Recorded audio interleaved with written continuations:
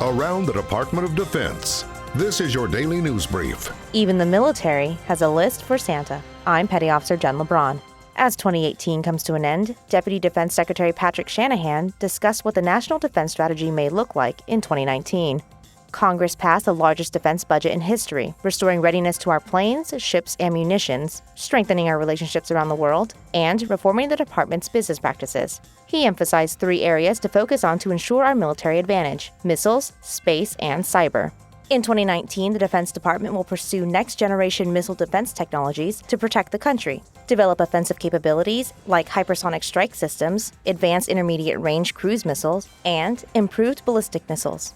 In space, the DoD is moving forward to gain approval for Space Force as the 6th branch of the U.S. military and establish a space-focused combatant command.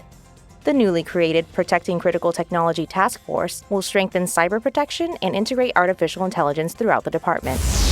More than 5,000 service members from 16 nations are training in Hohenfels, Germany in exercise Combined Resolve 11. The importance comes through the fact that the Army is never going to fight alone. The Air Force is never going to fight alone. It's going to be a joint fight. There's a lot of different components that come together, especially in the training center. There's really nowhere else you get this level of intensity and complexity. So bringing it all through our joint and multinational partners is pretty much the most effective way to train. The exercise is part of the U.S.'s commitment to Atlantic Resolve. Our commitment to European security builds readiness and increases our ability to work with our partner nations and allies. And so when we leave here, that we're a more ready force than we were when we came in, and a more ready force than we were when we started Operation Atlantic Resolve. The U.S. Air Force partnered with Japan and Australia as part of Operation Christmas Drop. They dropped care packages full of food, toys, and critical supplies to more than 57 remote islands in the southeastern Pacific. For one airman, this mission hits close to home. My father experienced this drop when he was a little kid.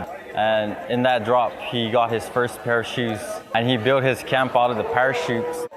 To me, this is like symbolic because I get to give back to my dad's island while serving my country. In its 67th year, Operation Christmas Drop is the longest-running humanitarian operation in the history of the Department of Defense. That's your DoD News Brief. I'm Petty Officer Jen LeBron. For more stories about your military, go to defense.gov.